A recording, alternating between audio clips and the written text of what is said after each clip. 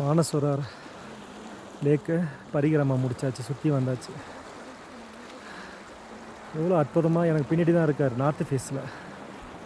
எவ்வளோ அற்புதமான இடத்துல சொர்க்கத்தில் தான் இருக்கேன்னு நினைக்கிறேன் நான். சொர்க்கம் எப்படி இருக்கும், சொர்க்கம் இருக்குமான்றதுலாம் தெரியாது, ஆனால் இதுதான் சொர்க்கன்ற மாதிரி முழு உணர்வு மனசோடு இருக்குது. அவரை காமிக்கிறேன், நார்த் ஃபேஸ் காமிக்கிறேன்.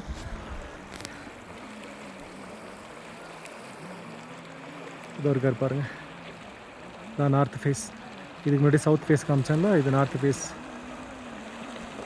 எவ்வளோ அழகாக இருக்கார் பாருங்கள். எங்கே சுற்றி வந்தாலும் அவ்வளோ ரம்மியமாக, அவ்வளோ இயற்கை எழில். கொஞ்சம் நானும் இவ்வளோலாம் என்னால் உணர முடியுமா நான் யோசிக்கவே இல்லை.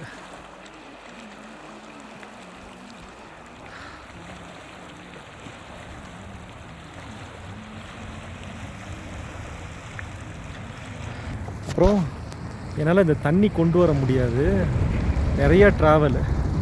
இப்போவே வந்து 3 வாட்டி காரு, 2 வாட்டி பஸ்ஸு, 2 ஃப்ளைட்டு, ஹெலிகாப்டரு, ரொம்ப ரொம்ப தூரம் அதிகம்.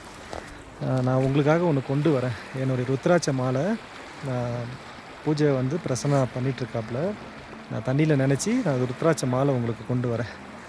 நான் மாலையாக வச்சுருக்கேன். உங்களுக்கு யாருக்கு வேணுமோ என்கிட்ட ஒன்று வாங்கிக்கோங்க.